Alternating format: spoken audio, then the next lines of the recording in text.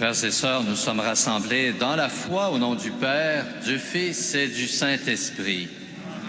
Le Seigneur soit avec vous. Bienvenue chez vous. Notre exil est terminé. Nous retrouvons avec joie ce lieu de rassemblement, ce lieu de célébration de notre foi, de notre espérance. Et vous avez remarqué tout d'abord la présence discrète mais efficace de Monseigneur l'archevêque, qui... Oui.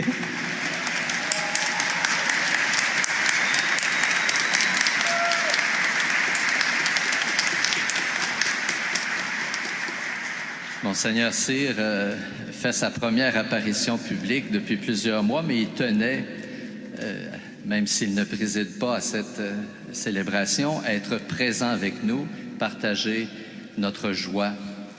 Je souligne aussi la présence de M. Jorge Pacheco, supérieur provincial des prêtres de Saint-Sulpice, qui est accompagné de son économe provincial, M. Éric Sylvestre, de nombreux confrères, prêtres, et bien sûr des petites sœurs de la Sainte Famille qui sont ici non seulement pour partager notre joie de retrouver notre cathédrale, mais aussi pour partager notre joie de nous rapprocher de nouveau de la patronne secondaire de notre archidiocèse, la bienheureuse Marie-Léonie, et bien sûr l'annonce de sa canonisation prochaine a ravivé en nous. Hein? Oui? Allez!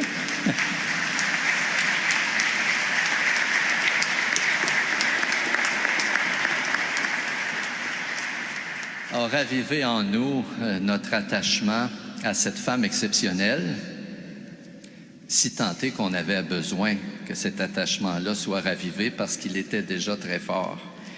Je souligne aussi la présence de M. Rémy Petit, architecte, qui a veillé non seulement à la restauration intérieure de la cathédrale, mais c'est sa seconde demeure, la cathédrale Saint-Michel, qui a veillé à la restauration de l'ensemble patrimonial de la cathédrale d'archevêché.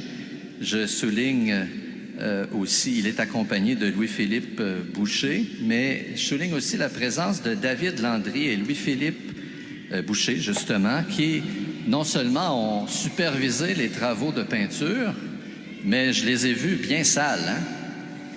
Alors, ils les ont pas seulement supervisés, ils ont prêté main forte, puis à travers eux, on porte dans notre prière, dans notre action de grâce, tous les ouvriers qui ont contribué à la restauration de la cathédrale.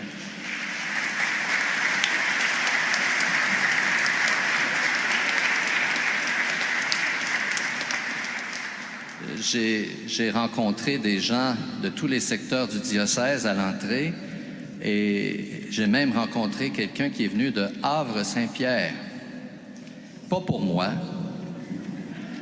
pour la bienheureuse Marie-Léonie.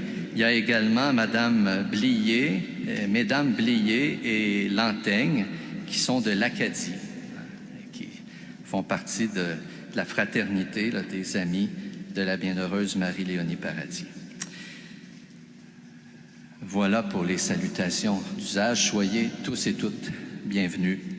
Notre cathédrale s'est refait une beauté et nous aussi, nous avons sans cesse besoin d'être renouvelés dans notre grâce baptismale, de retrouver la beauté des enfants de Dieu. Nous invoquons maintenant la miséricorde du Seigneur en accueillant le signe de l'eau. Seigneur Tout-Puissant, nous te rendons grâce pour cette eau. Tu l'as créée pour féconder la terre et donner à nos corps fraîcheur et pureté. Tu en as fait aussi l'instrument de ta miséricorde. Par elle, tu as libéré ton peuple de la servitude et tu as étanché sa soif dans le désert. Par elle, les prophètes ont annoncé la nouvelle alliance que tu voulais sceller avec les hommes. Par elle, enfin, ô sanctifié, quand le Christ fut baptisé au Jourdain, tu as renouvelé notre nature pécheresse dans le bain de la nouvelle naissance. Que cette eau maintenant nous rappelle notre baptême et nous fasse participer à la joie de nos frères et sœurs, les baptisés de Pâques, par le Christ notre Seigneur.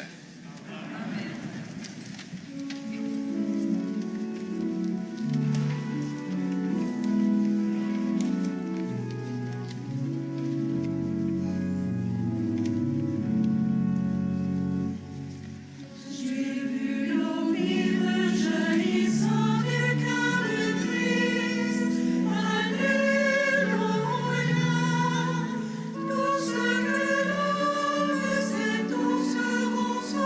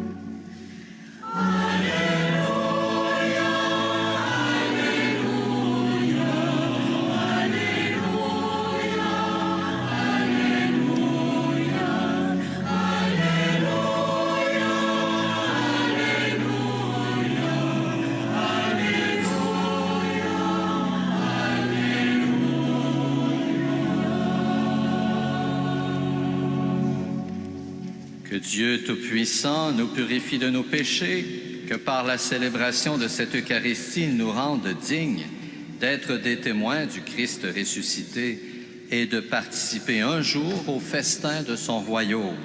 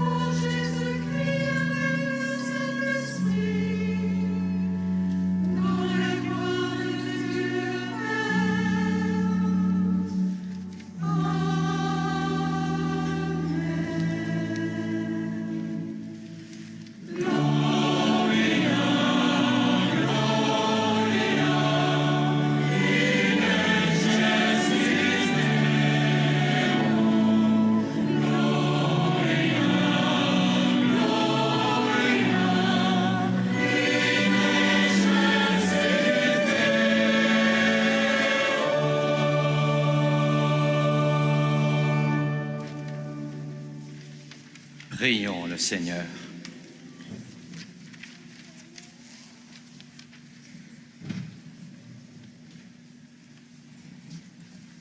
Seigneur Dieu, tu as fait de la bienheureuse Marie-Léonie un modèle admirable d'humilité, de charité et de dévouement au service des ministres de ton Église.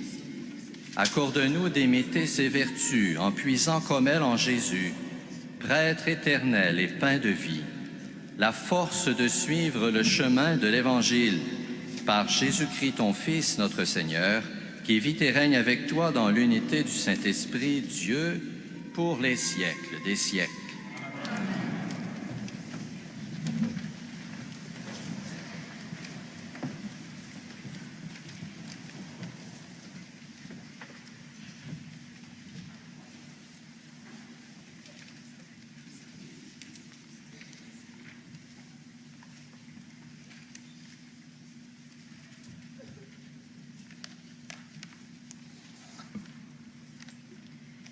Lecture de la lettre de Saint Paul apôtre aux Colossiens.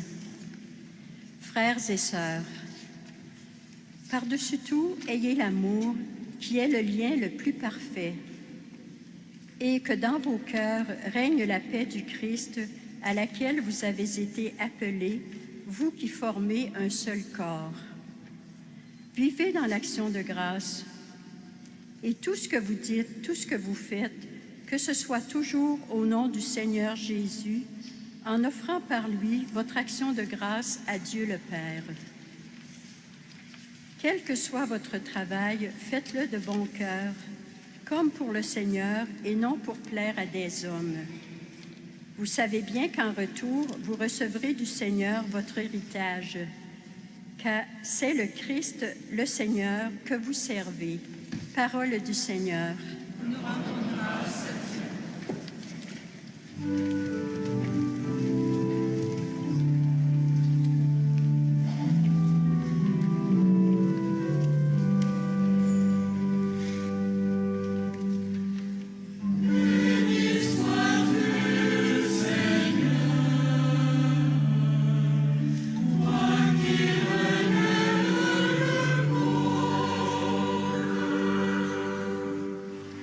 Béni soit-tu, Seigneur.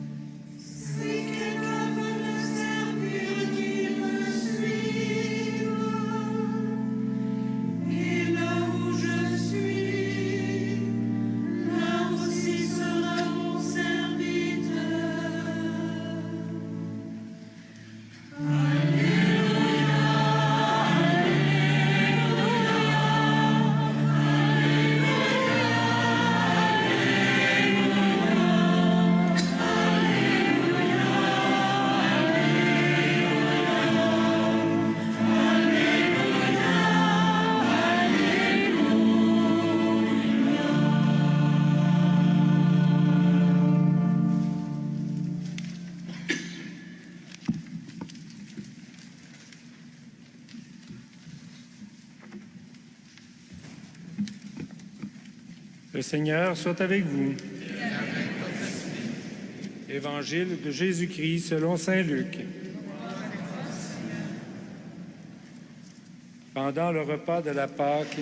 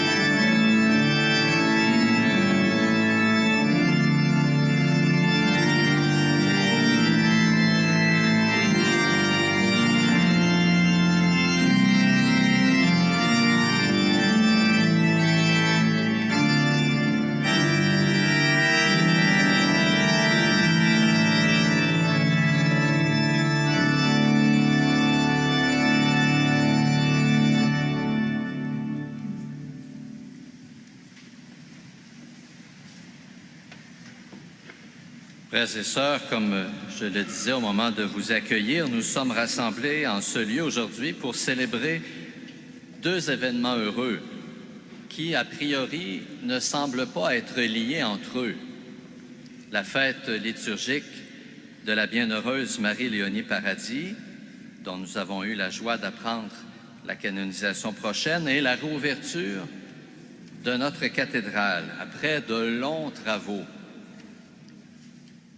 Saint Paul, dans sa lettre aux Colossiens, nous invite à mettre l'amour au-dessus de tout, puisque c'est lui qui fait l'unité dans la perfection. À la lumière de cette parole, en réfléchissant bien, une cathédrale a plusieurs aspects communs avec l'amour. L'une comme l'autre ouvre un vaste horizon de signification. Prenez un instant pour regarder le lieu dans lequel nous nous trouvons. Et vous allez voir qu'il parle de Dieu, ce lieu, qu'il parle de nous, l'espace, la hauteur, la largeur, la profondeur. En d'autres termes, le fini qui tente de faire entrevoir l'infini et qui y parvient parfois. Le paradoxe du vide qui enveloppe, qui rassure en nous retirant pour un instant du monde. Le vide qui se laisse remplir de questions et dont l'écho apporte parfois quelques réponses. Assez vagues, cependant, assez vagues pour que notre liberté ne soit pas effrayée. Le vide qui nous attire, nous invite à faire le saut et nous fait ressentir parfois aussi la peur de nous perdre. Ce vide, cet espace que nos prédécesseurs ont construit, ils sont le reflet de notre soif d'infini, de la souffrance aussi que la finitude nous inflige, de cette indignation que nous partageons avec un grand A. C'est aussi ce que fait cette cathédrale.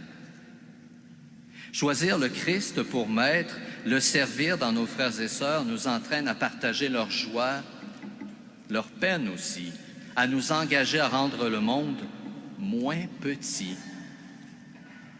À cela aussi nous invite notre cathédrale.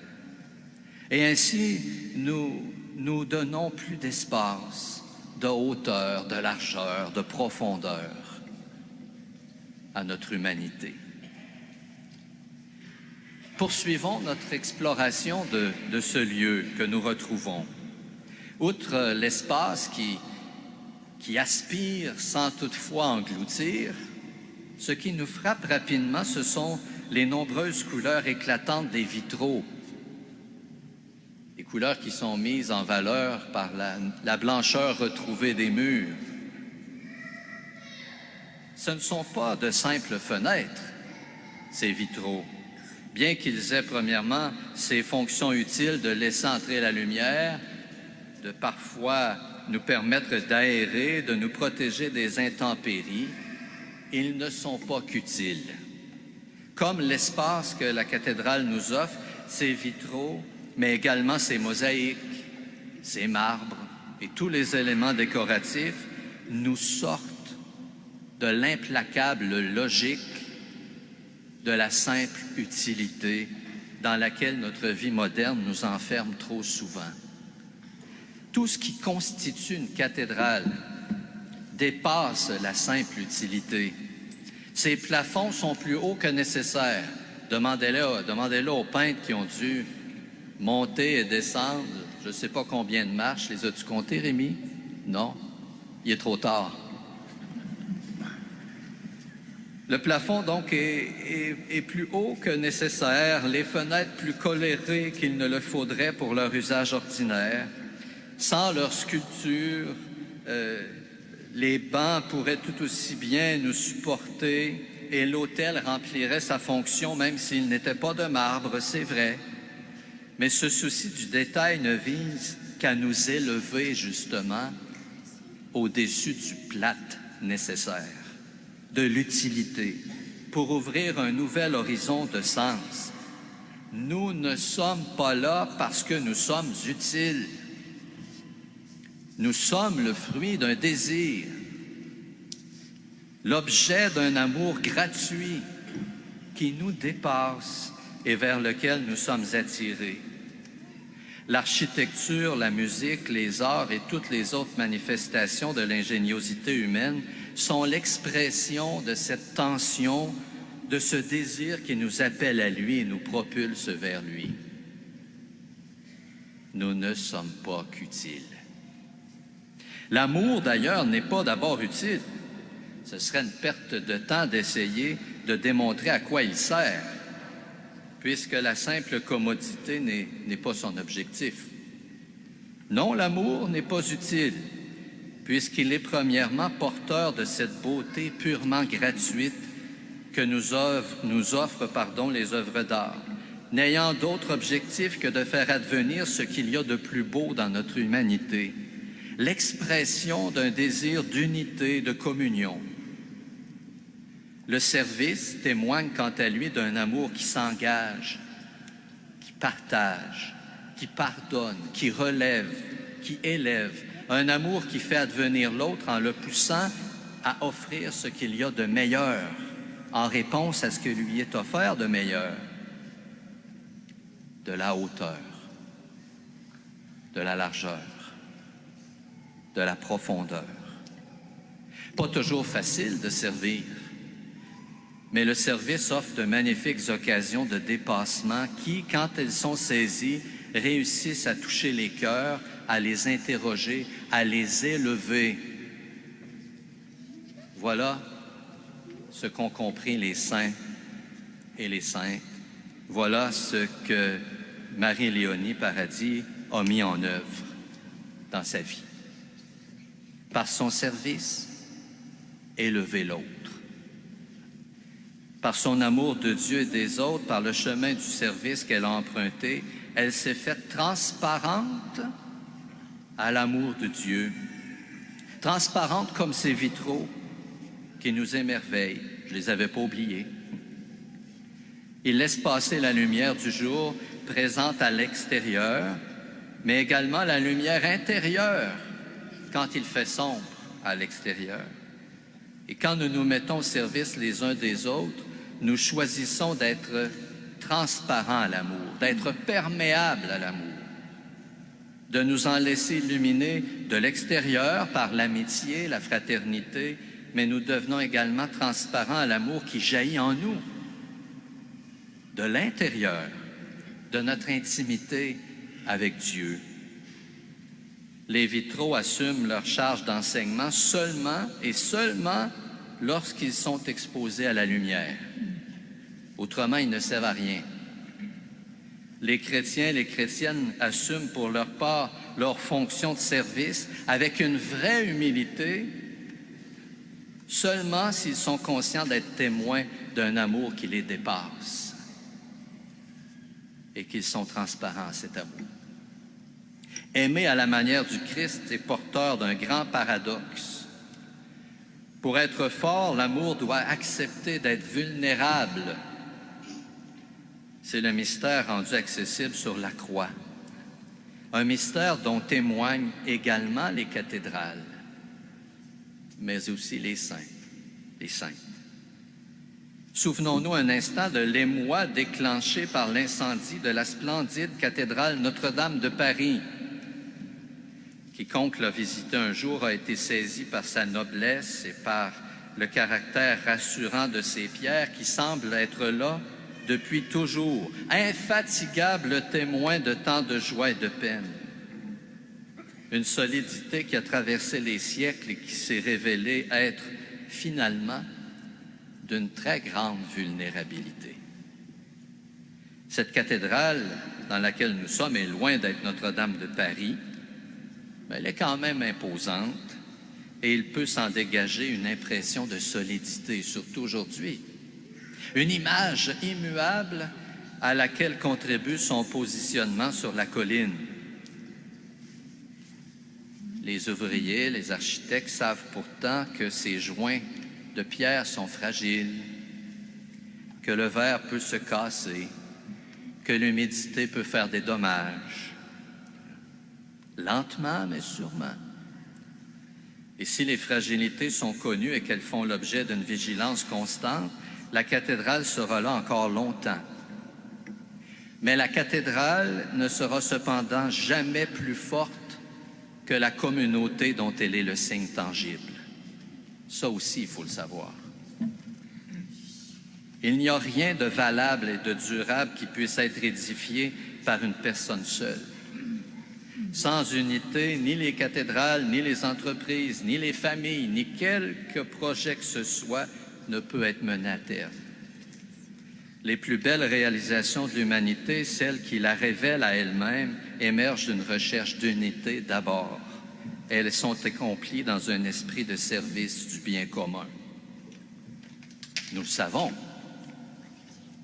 Et pourtant, me permet ici, je ne l'ai pas fait au début, volontairement, de souligner la présence de M. Bureau, de quelques membres d'Amen Saint-Michel. Sans eux, sans les bienfaiteurs, bienfaitrices qui ont fait des dons généreux, eh bien, la cathédrale ne ferait pas preuve d'autant de solidité aujourd'hui. L'occasion est belle de rendre grâce pour la générosité de ces personnes. Il y a également d'autres personnes qui sont présentes, des membres de la Fondation Monseigneur Jean-Marie Fortier, qui, par leur travail, nous aident à édifier le corps du Christ, la communauté, par son soutien à la pastorale. La cathédrale n'est que le signe de cette communauté que nous formons. C'est pourquoi nous avons besoin de témoins qui croient, qui recherchent l'unité, qui font les renoncements nécessaires pour la favoriser. La bienheureuse Marie-Léonie et celles qui l'ont suivie en sont, et elle nous inspire encore aujourd'hui. La cathédrale est un signe de cette unité de foi, d'espérance et de charité recherchée par la communauté qui l'a édifiée et qui la maintient encore à bout de bras, et j'oserais dire à bout de rêve. Rendons grâce à Dieu pour tout ce que ce lieu évoque pour nous, pour tout ce à quoi il nous invite, révéler sa véritable grandeur à l'humanité en la sortant de cette vision utilitariste qui la limite trop souvent et la tire vers le bas immanquablement. Poussons-la vers le haut, cette humanité, en donnant le meilleur de nous-mêmes, dans l'amour et le service du prochain, chacun en fonction des dons qu'il a reçus.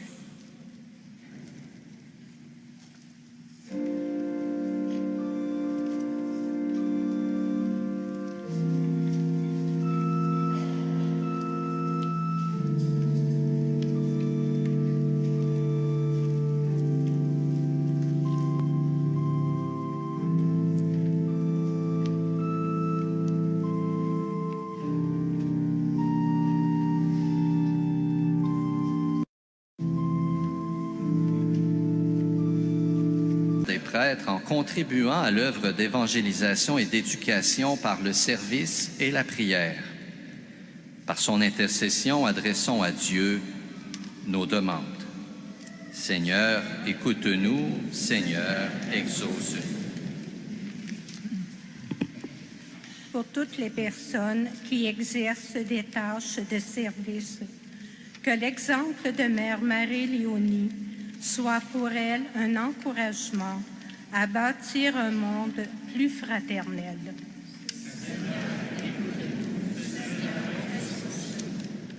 Pour les personnes qui vivent des situations difficiles, qu'elles trouvent sur leur chemin des personnes comme Mère Marie-Léonie qui se penchent sur leurs besoins.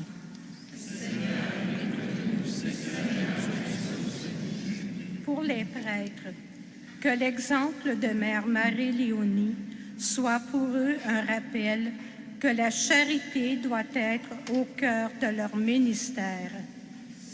Écoute-nous, Seigneur, exauce-nous. Pour nous tous ici rassemblés, afin que nous restions disponibles aux appels de Dieu et que nous devenions des témoins ardents de son amour, prions le Seigneur.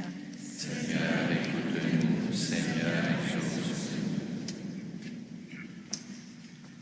Le Seigneur connaît les secrets de nos silences. Confions-lui nos intentions personnelles et celles des personnes qui comptent sur nos prières ce matin.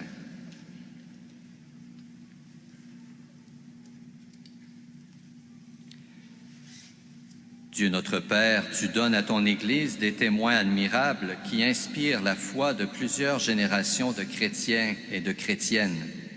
Nous te rendons grâce pour tant d'attention et te demandons d'exaucer selon ta volonté la prière que nous venons de t'exprimer par Jésus, ton Fils, notre Seigneur. Amen. Nous allons maintenant accueillir les offrandes pour la célébration de notre Eucharistie.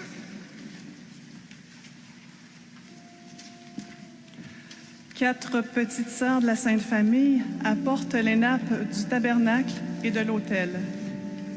Pendant de nombreuses années, les sœurs ont assuré le service de la sacristie et elles ont confectionné des linges liturgiques.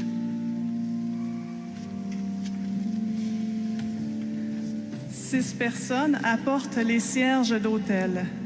Mathilde, Emmanuel, Dominique et Jacob Paradis.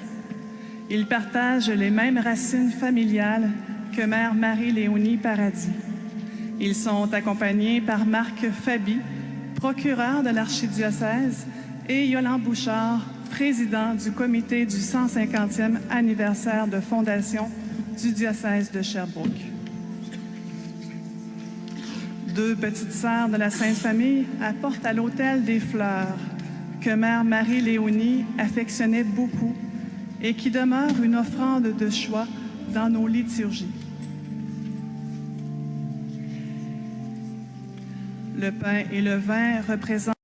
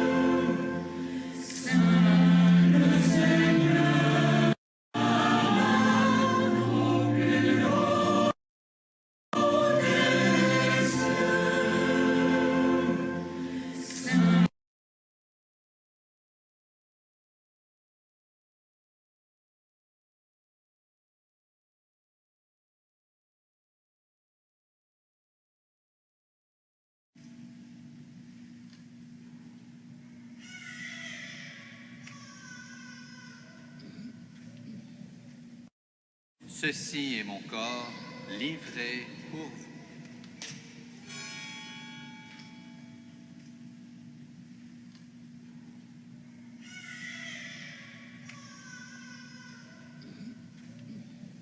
De même, après le repas, il prit la coupe. En te rendant grâce, il dit la bénédiction et donna la coupe à ses disciples en disant « Prenez et buvez-en tous, car ceci est la coupe de mon sang, le sang de l'alliance nouvelle et éternelle, qui sera versé pour vous et pour la multitude en rémission des péchés. Vous ferez cela en mémoire de moi. »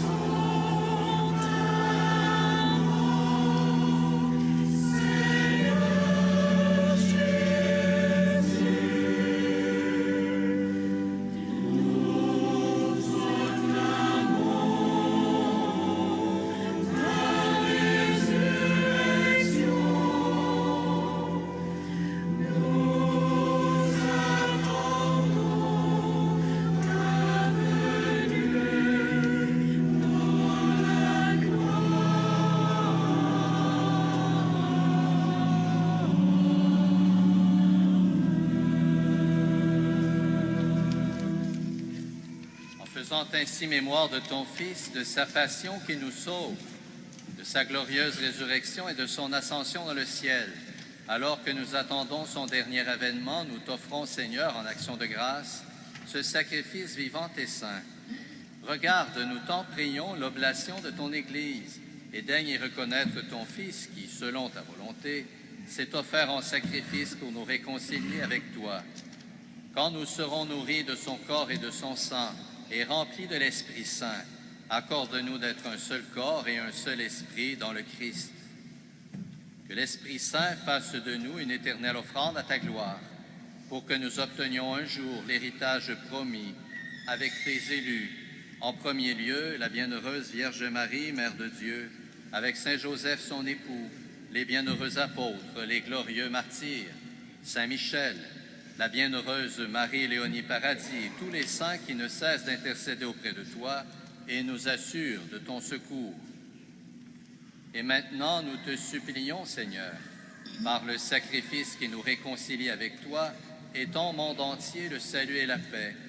Affermis ton Église en pèlerinage sur la terre, dans la foi et la charité, en union avec ton serviteur, notre pape François, notre archevêque Luc, l'ensemble des évêques, les prêtres, les diacres et tout le peuple que tu as racheté.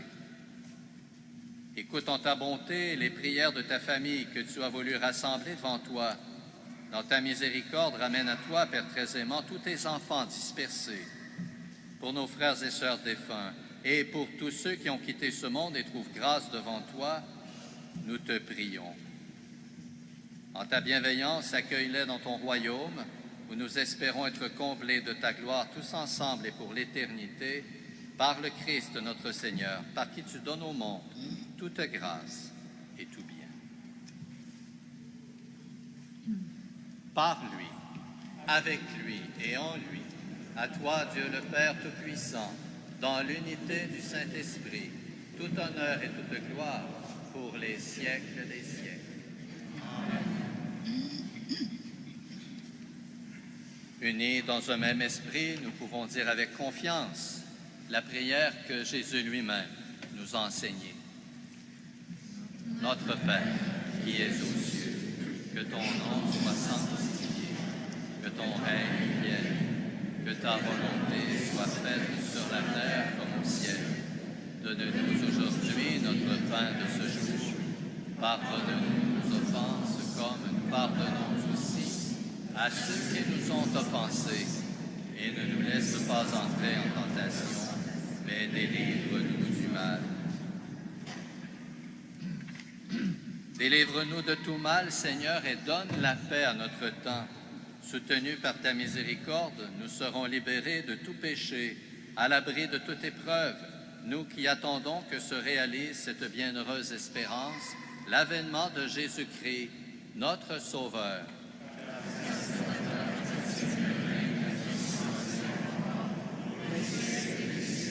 Seigneur Jésus-Christ, tu as dit à tes apôtres, « Je vous laisse la paix, je vous donne ma paix. » Ne regarde pas nos péchés, mais la foi de ton Église.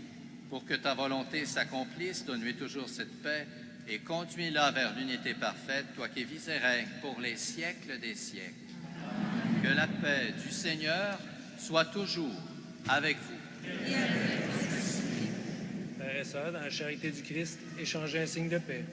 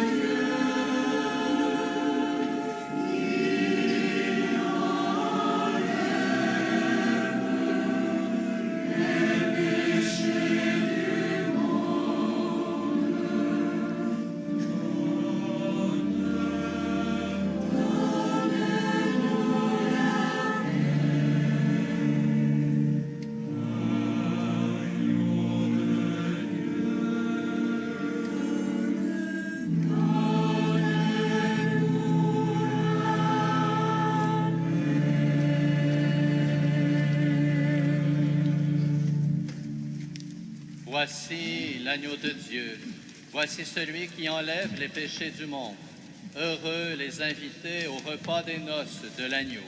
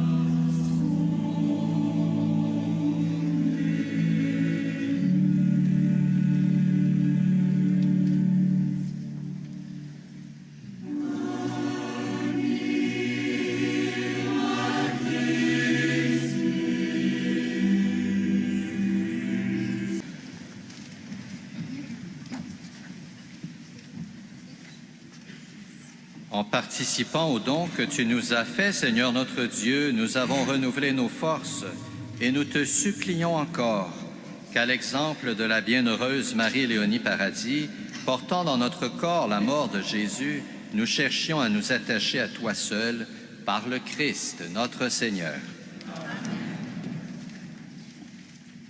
Quelques annonces. Donc, notre fête se poursuit.